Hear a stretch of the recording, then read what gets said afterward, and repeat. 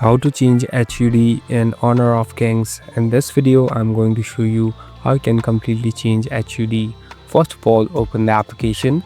Now here on the right top, you can see the settings icon. Simply tap on settings. Now we're in the settings interface. Here on the left, there are different options available. Simply tap on this controls. So we're in this control settings. On the top, you can see HUD. So basically, it's of two types: simple and advanced. So you can select any one of these. So here I'm tapping on advanced. So here there are mainly two HUDs that you can select. So if you are a beginner, you can just tap on simple, but if you want to have advanced feature, you can tap on advanced and customize it accordingly. Thank you for watching this video. I hope this video will help you.